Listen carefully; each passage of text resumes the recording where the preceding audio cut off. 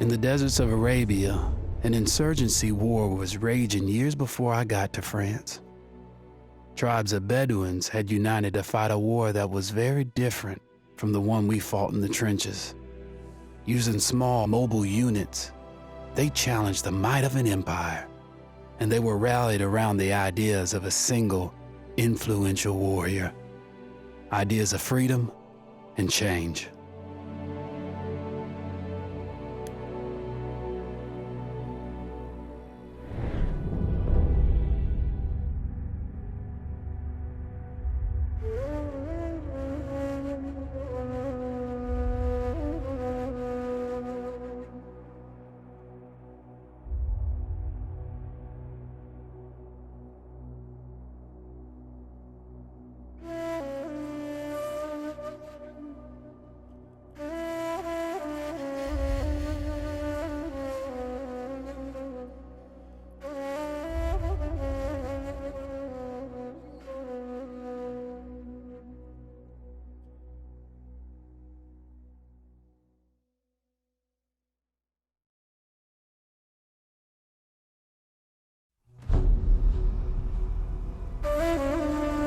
The Arabian Desert, a vast ocean of drifting sands and scorched, sun-baked rocks.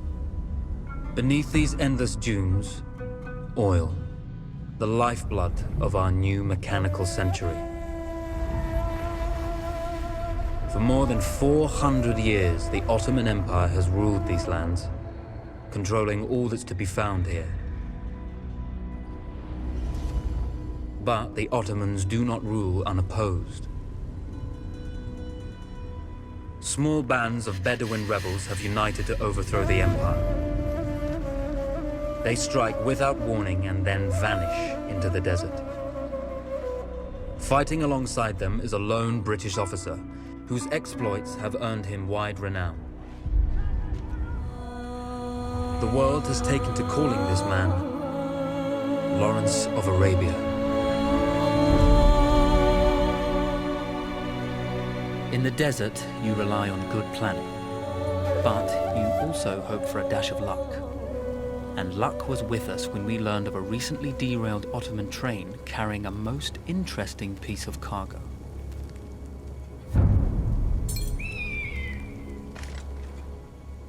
A small patrol had joined the Ottomans who survived the crash. Together, they guarded the wreckage and waited for reinforcements.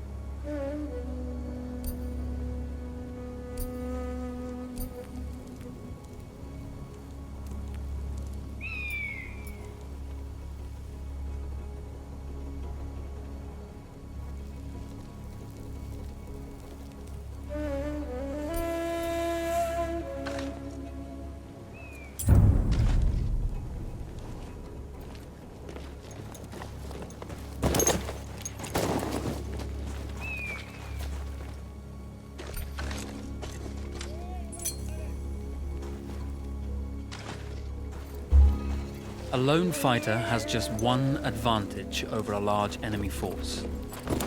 A lone fighter can move unseen.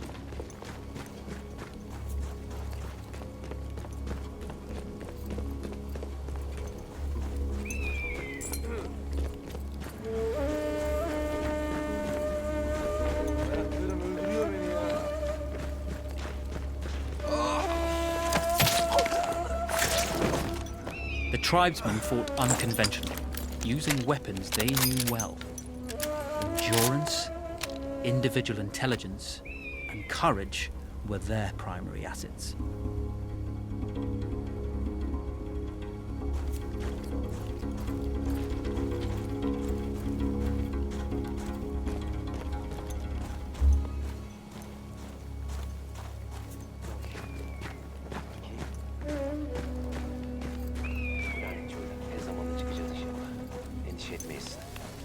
İsyankarlar cesur cengaverler değillerdir.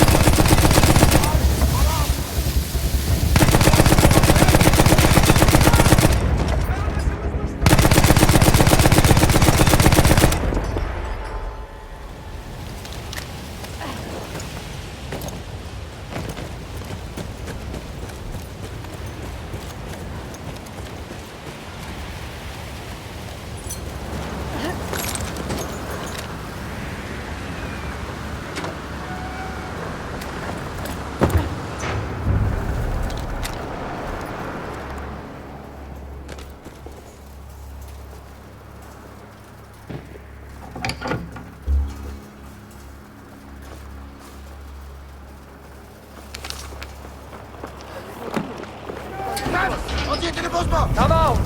It's over.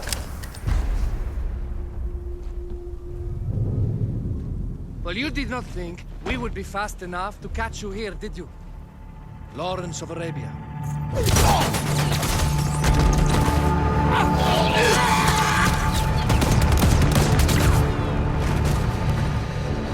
Actually, I was rather depending on it.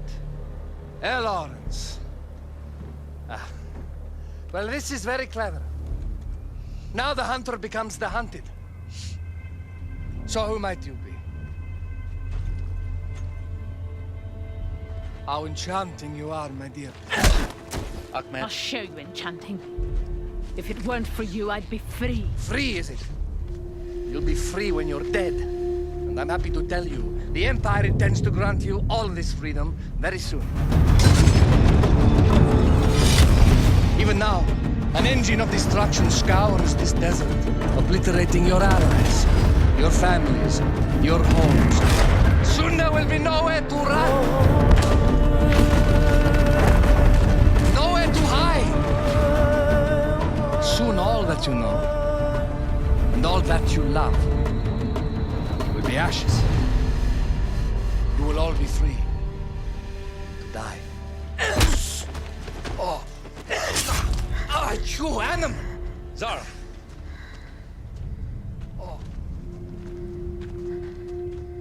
Now, I understand that you would like nothing more than to strip the flesh from that man's feet and send him off into the desert naked to die.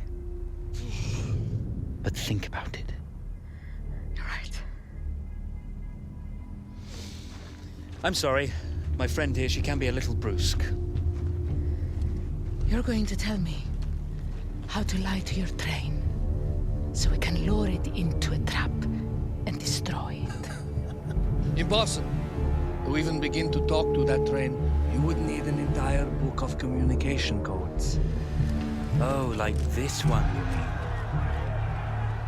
You can never stop the progress of machines. One day, the whole world will take your lands and the precious black gold beneath its sands. We shall see, my friend.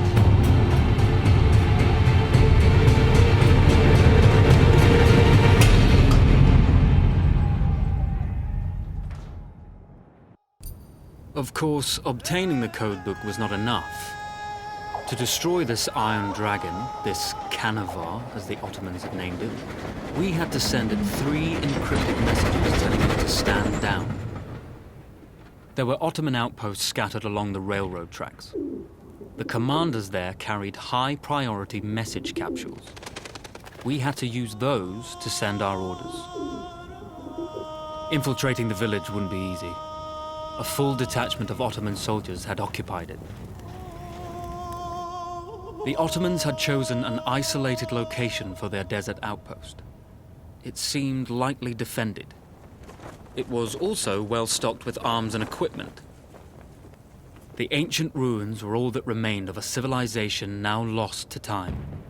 The Ottoman Empire brought in the modern world with a host of armored vehicles and field guns. 3 commanders to eliminate, 3 personal message capsules to be stolen, and then sent with our false orders. How Zara tackled this dangerous and audacious mission was up to her.